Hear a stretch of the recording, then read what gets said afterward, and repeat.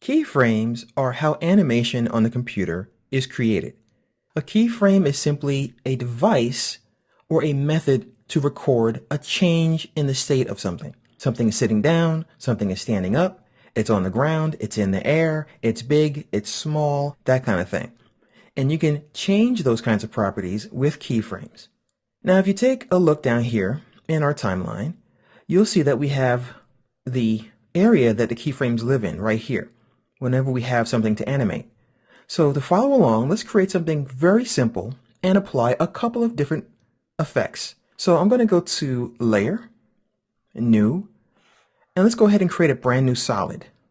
And I'm going to make mine, let's see here, let's make it a greenish color.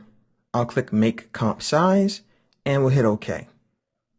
Now what we're going to do is grab one of these corners, any of them, and scale this guy down. Now to animate a keyframe, we're going to have to twirl open a property that can be animated. For example, the scale. So on this layer here, hit the S on your keyboard, and you'll see that we open up this scale property. Since we resized this solid, you'll see that it's no longer 100%. This is the current size. And this is the most important part right here, the little stopwatch. This tells you that this property can be animated over time. So as you can see, this is the current size, and we're going to make it get larger as the timeline grows. So we're going to go like this, and this thing is going to get bigger. To do so, let's go ahead and click one time on the stopwatch on the very first frame. So hit the little button, and you'll see now that it's pushed in, and we have this little dot here. See this? That is your keyframe. This guy can be moved. You can click on it, so you can change your mind where you want things to occur.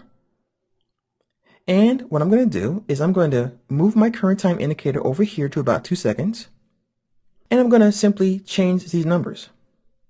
And as you see, I'm scaling it. But more importantly, we have a new keyframe that shows up by itself.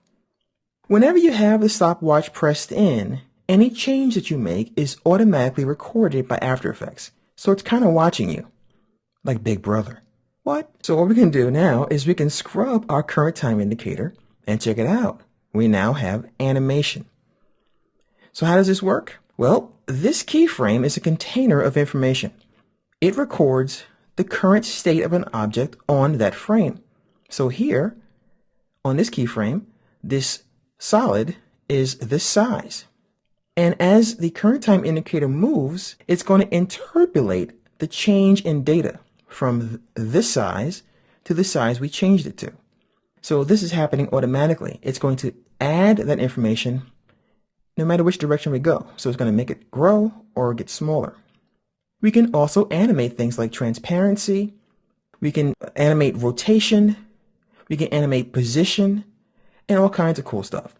So keep that in mind whenever you add in keyframes. So experiment. Move the current time indicator over a little bit and do something to the object, like maybe move it up like this.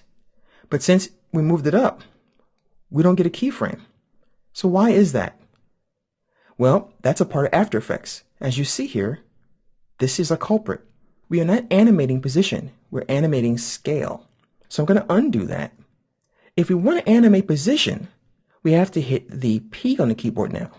Now we have a position property. So as you can see here, the position on this keyframe is in the center.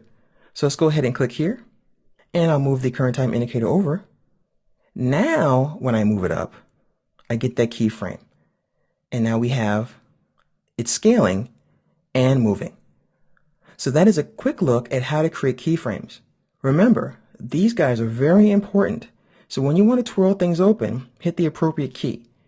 P for position, R for rotation, T for opacity, S for scale, and so on. Whenever you have special effects, you'll hit E and you'll be able to access the effects down here.